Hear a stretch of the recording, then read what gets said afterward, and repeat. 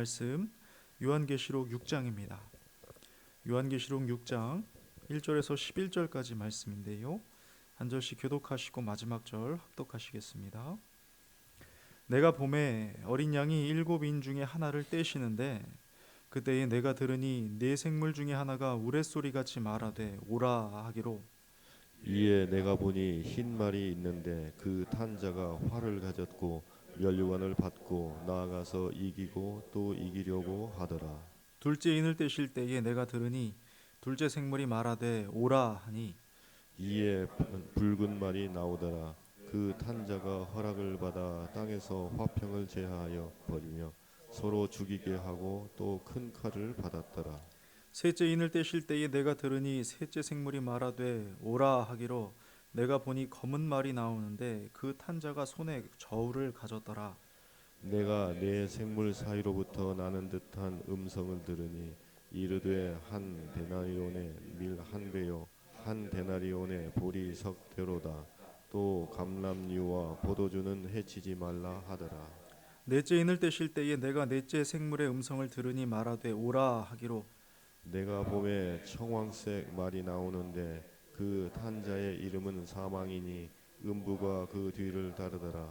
그들이 상 4분의 1 권세를 얻어 검과 흉년과 사망과 땅의 짐승들로서 죽이더라.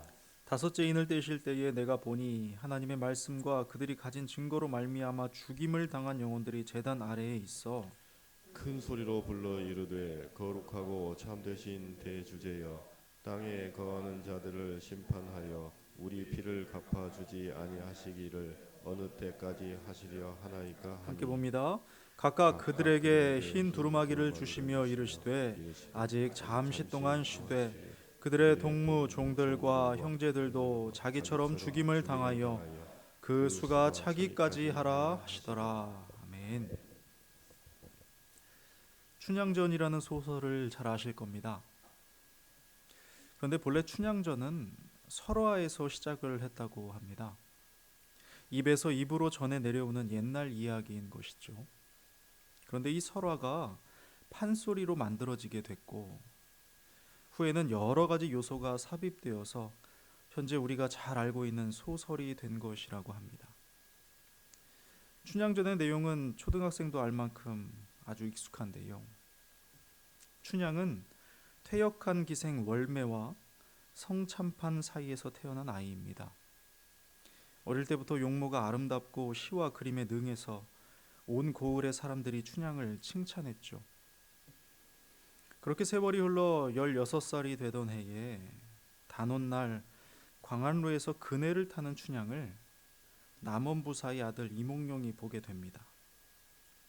그리고는 한눈에 반하게 되어서 그녀에게 구애를 하게 됐죠.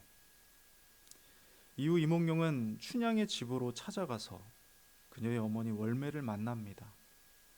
결국 그의 진심이 전해지고 백년 가약을 통해 춘향과 부부의 연을 맺게 됩니다. 그런데 남원부사였던 이몽룡 부친의 임기가 끝나게 되고요. 더불어 이몽룡도 과거 시험을 보기 위해 한양으로 자리를 옮기면서 둘은 잠시 동안의 이별을 맞이하게 됩니다. 그리고 공석인 남원부사 자리에 우리가 잘 아는 변학도가 후임으로 오게 됩니다. 탐관오리였던 변학도는 부임하자마자 주색을 탐하고 세금을 무겁게 징수해서 백성들이 도탄에 빠지죠. 그는 연일 이름난 기생들을 불러 모아 잔치를 벌이는데요. 그 와중에 미모와 지혜로 소문난 춘향도 불려가게 됩니다. 춘향이 기생의 딸이었기 때문에 변학도는 춘향 또한 기생 취급을 하며 수청을 강요합니다. 그러나 춘향은 일부 종사를 해야 한다며 수청을 거절하게 되고요. 화가 난 변학도는 그녀를 옥에 가둔 채 회유와 협박과 고문을 자행합니다. 끝내는 자기의 생일날 춘향을 처형하겠다고 선언하게 되죠. 한편 한양으로 간 이몽룡은 장원급제를 하고 암행어사로 다시 남원에 내려오게 됩니다. 변학도의 횡포와 춘향이 겪은 모든 일을 듣게 되지만 신분을 속이기 위해 거지 행세를 하는데요. 그런데 춘향은 거지꼴로 돌아온 이몽룡에게 변치 않는 사랑을 보여주며 어머니 월매에게 그를 극진히 대접해 주라고 부탁까지 합니다. 드디어 변학도의 생일날 큰 잔치를 벌이는 그곳에 이몽룡이 들어와 말합니다. 사또의 생일을 축하하기 위해 시를 한 수 읊겠다고 말이죠. 그 시에는 변학도가 백성을 핍박하고 부정부패를 일삼는 내용이 들어 있었습니다. 그러자 화가 난 변학도가 저놈을 잡아라 하는 순간 클라이맥스로 울리는 암행어사 출두요. 변학도와 그 무리들은 포박을 당하고요. 춘향과 이도령은 기쁨의 재회를 하게 됩니다. 여기까지가 춘향전의 대략적인 줄거리인데요. 지금도 춘향은 굳은 절개의 표본으로 우리에게 읽히고 있습니다. 그런데 생각해 보게 됩니다. 이 이야기가 독자들에게 즐거움을 주었던 이유가 뭘까요? 아마도 때가 이르러서 악이 심판을 당하는 쾌감, 역전의 드라마기 때문일 겁니다. 또한 모진 고통 속에서도 절개를 굳게 지킨 자의 회복과 영광을 보기 때문일 것이고요. 결국 선한 것은 권할 만한 것이 되고 악한 것은 징계를 받는다는 권선징악의 희망을 지켜주기 때문일 겁니다. 그리고 이러한 소망과 기쁨은 오늘 성경의 마지막 권을 대하는 우리에게도 동일하게 주어지는 것 같습니다. 요한계시록에 대하여는 참 다양한 해석이 있다는 걸 아실 겁니다. 신비한 장면들과 메시지들을 풀어내고자 애를 쓰는 건데요. 그 방법이 역사적인 것이든 문학적인 것이든 계시적인 것이든 말입니다. 그래서 그런지 이단들이 아주 좋아하는 성경이기도 합니다. 다양한 해석이 가능하다는 건 그들에게 있어 물 만난 물고기 같은 일이니까요. 그런데 저는 칼빈이 지적한 대로 지나친 호기심은 유익을 주지 못한다는 것에 동의합니다. 이것은 자의적이고 무리한 해석을 낳을 뿐만 아니라 본서가 기록된 의도를 왜곡하기 때문이죠. 여러분, 요한계시록이 기록된 이유가 무엇일까요? 어떤 글이든 대부분 그 시작과 끝에 주제가 들어있는 법인데요. 계시록 1장에서 말씀하시길 이 예언의 말씀을 읽는 자와 듣는 자와 그 가운데에 기록한 것을 지키는 자는 복이 있나니 때가 가까움이라 합니다. 본서는 우리로 읽고 듣고 지키게 하는 것이 목적입니다. 왜냐하면 때가 가까이 왔기 때문인데요. 이 때가 무엇인지 또 기록되기를 1장 7절에서는 볼지어다 그가 구름을 타고 오시리라. 각 사람의 눈이 그를 보겠고 그를 찌른 자들도 볼 것이요 땅에 있는 모든 족속이 그로 말미암아 애곡하리니 그러하리라. 아멘 합니다. 자, 우리가 말씀을 읽고 듣고 지키게 하는 것이 본서의 목적인데 그 이유는 주님께서 다시 오시기 때문이랍니다. 그리고 본서의 끝에도 이렇게 기록이 되어 있죠. 요한계시록 마지막 장 끝절입니다. 이것들을 증언하신 이가 이르시되 내가 진실로 속히 오리라 하시거늘 아멘 주 예수여 오시옵소서 합니다. 자, 그리고 이뿐만 아니라 다시 오시는 이유까지도 본서에 기록이 되어 있습니다. 이는 보좌 가운데에 계신 어린 양이 그들의 목자가 되사 생명수 샘으로 인도하시고 하나님께서 그들의 눈에서 모든 눈물을 씻어 주실 것임이라. 모든 눈물을 그 눈에서 닦아 주시니 다시는 사망이 없고 애통하는 것이나 곡하는 것이나 아픈 것이 다시 있지 아니하리니 처음 것들이 다 지나갔음이러라 말씀합니다. 우리는 지금 본서가 기록된 목적을 분명히 보고 있습니다. 먼저는 우리가 말씀을 읽고 듣고 지키게 하려는 것입니다. 이 복된 일은 우리가 주님의 백성이라는 표징과 같은 것이기 때문이죠. 당연합니다. 주님의 백성만이 주의 말씀을 읽고 듣고 지키고자 하기 때문입니다. 그런데 이 일이 말처럼 쉽지 않기 때문에 이 일로 인해서 우리에게 사망이나 애통이나 곡하는 것이나 아픈 일이 있을 것이기 때문에 주께서 약속을 해주시는 겁니다. 너희의 눈물을 닦아주고 처음 것들이 다 지나가도록 하기 위해 어린 양 예수 그리스도가 진실로 속히 오신다는 것, 이 내용이 바로 본서가 기록된 목적입니다. 그러니 이 목적의 울타리 안에서 본서를 읽어 나가면 시험에 들 이유가 없고요, 자의적이고 무익한 해석을 할 필요도 없습니다. 목적을 분명하게 알고 있으면 한 단어 한 단어에 목을 맬 필요도 없는 겁니다. 그렇습니다. 그러니 이 책의 목적을 잊지 말고 오늘 말씀도 살펴보아야 하겠죠. 두루마리에 7개의 인봉이 되어 있습니다. 아직까지 두루마리 내용은 알 수가 없고요, 어린 양께서 인봉을 떼기 시작하십니다. 이 작업은 아시는 대로 마땅히 일어날 일들에 대해 우리에게 보이시는 겁니다. 어린 양이 7인 중에 하나를 떼시자 네 생물, 천사죠. 천사 중 하나가 우레소리같이 말을 합니다. 오라. 그러자 흰 말을 타고 활을 가지고 면류관을 받은 자가 나타납니다. 그리고는 나아가서 이기고 또 이기려고 합니다.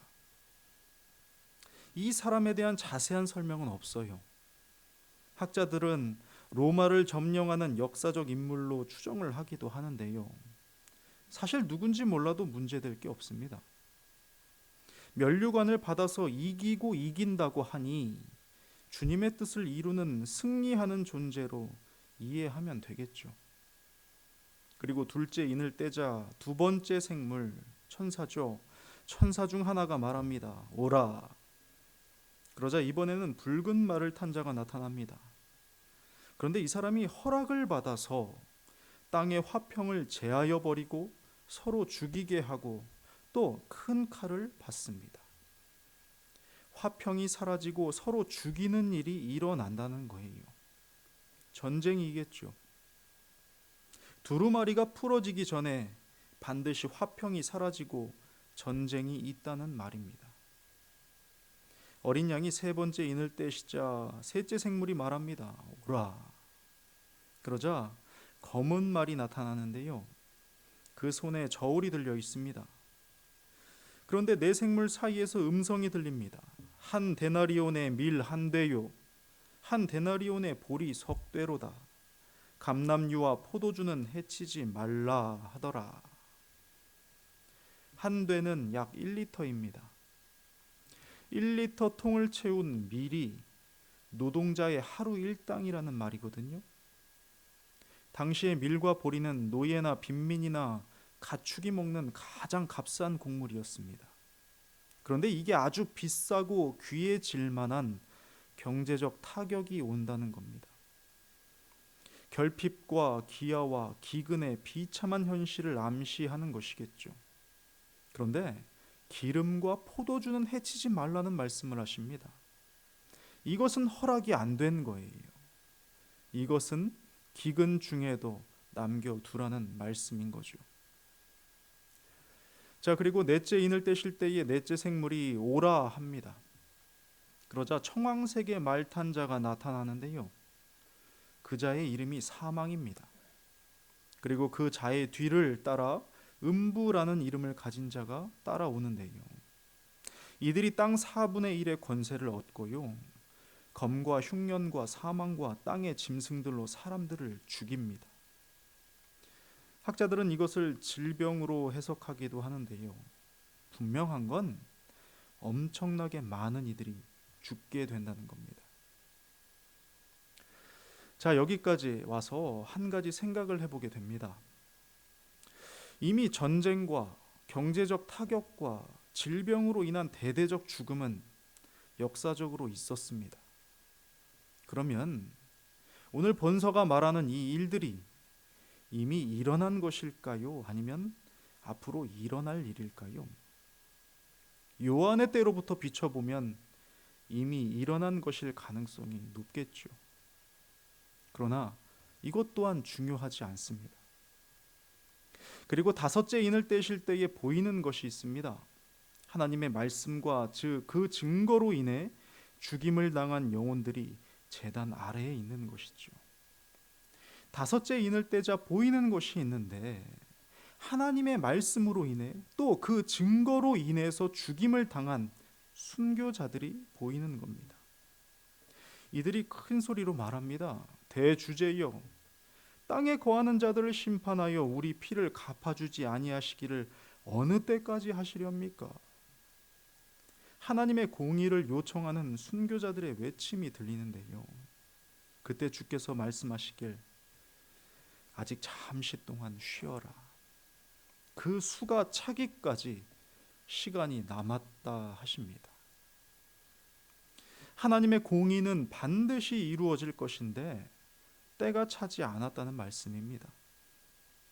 이 하나님의 때에 관하여도 나눌 말씀이 참 많지만 분명한 사실은 하나님은 기다리고 계시다는 겁니다. 순교자들의 탄원에도 불구하고 기다리신다는 겁니다. 이 기다리심은 주의 백성들의 죽음을 보시면서도 참고 참으시는 사랑입니다. 많은 이들이 생명의 길로 돌아오게 하시려는 기다림인 것이죠. 그러나 이때는 결국 옵니다. 하나님의 공의가 온 세상을 덮는 그 소망의 날이 온다는 것입니다.